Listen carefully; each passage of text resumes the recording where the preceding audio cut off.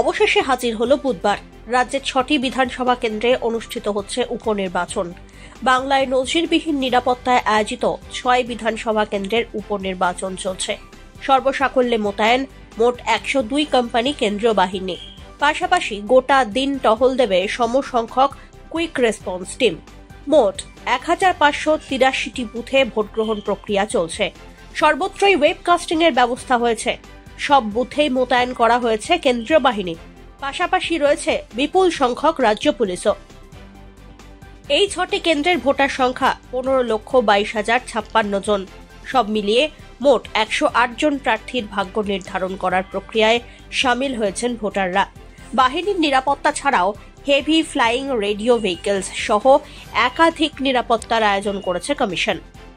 সকাল 7টায় শুরু হয় তালডাংরা বিধানসভা কেন্দ্রের উপনির্বাচনের ভোট গ্রহণ প্রক্রিয়া। এবারের উপনির্বাচনে অভিনব উদ্যোগ নির্বাচন কমিশনের। তালডাংরার ফুলমতি উচ্চ বিদ্যালয়ে 96 এবং 97 নম্বর বুথকে মডেল বুথ হিসাবে তৈরি করা হয়েছে। তবে ভোট শেষে নির্বাচন কমিশনের তরফ থেকে প্রত্যেক ভোটদাতার হাতে চারা গাছ উপহার দেওয়া হচ্ছে, যা অভিনব বলে জানিয়েছেন অনেকেই। সমস্ত কিছু ঠিকঠাক আছে, ভালোই। এখন ভিড়ও নেই সেরকম একটা। বলছে এটা প্রয়োজন ছিল, এখনকার যা গ্লোবাল ওয়ার্মিং বেড়ে চলেছে, তাতে করে এটা একটা পরিবেশকে সুস্থ রাখতে এটা প্রয়োজন।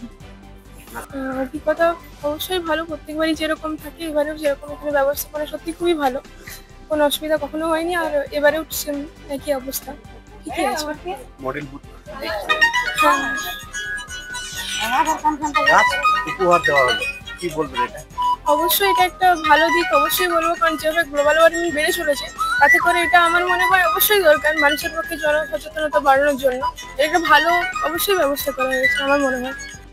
এদিন সকালবেলায় নিজের ভোটাধিকার প্রয়োগ করলেন তালডাংরা বিধানসভা উপনির্বাচনের তৃণমূল প্রার্থী ফাল্গুনী সিংহ বাবু। বুধবার সকালবেলায় সিমলাপালের 224 নম্বর শালবনী প্রাথমিক বিদ্যালয়ের বুথে তিনি নিজের ভোটাধিকার প্রয়োগ করেন। ভোটাধিকার ভোটদান শেষে তৃণমূলের প্রার্থী ফাল্গুনী সিংহ বাবু সাংবাদিকদের জানান, উৎসবের মেজাজেই ভোট হচ্ছে, কোনো সমস্যা নেই। বিরোধী বিজেপিরা অপপ্রচারের চেষ্টা করছে, কিন্তু তাতেই সফল হয়নি তারা।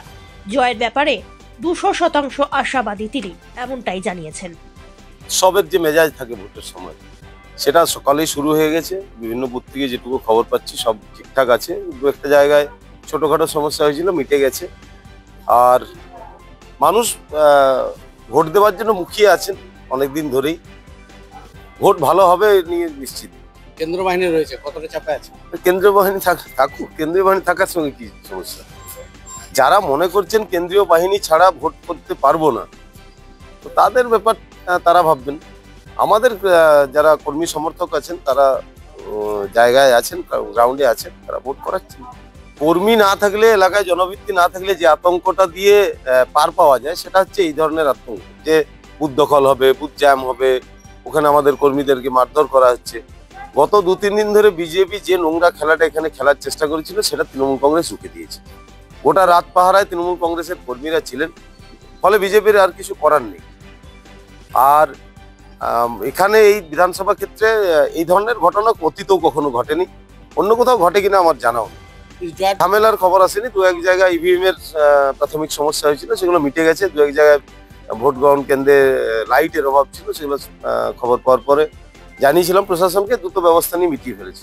উন্নয়নটা তো কিভাবে করতে হয় তার একটা রোডম্যাপ আমরা অনেক আগে থেকে তৈরি করে রেখেছি, সেটাকে আর একটু গতি দেবো, এটা আমি প্রথম দিন থেকেই বলে আসছি। মানুষের সমস্যার কথা শুনবো, একদম। শোনাটা আমার কি বলবো, নেশা। আমি বলি কম, শুনি বেশি। কোচবিহারের সিতাই, আলিপুরদুয়ারের মাদারিহাট, বাঁকুড়ার তালডাংরা, মেদিনীপুর বিধানসভা, উত্তর 24 পরগনার নৈহাটি এবং হারোয়ায় বিধানসভা উপনির্বাচন চলছে। এর মধ্যে মাদারিহাট ছাড়া বাকি 5টি আসনেই তৃণমূলের দখলে। তবে আরজিকর আবহে উপনির্বাচনে কি কোনো বদল আসবে, সেই প্রশ্নই ঘুরছে সকলের মনে।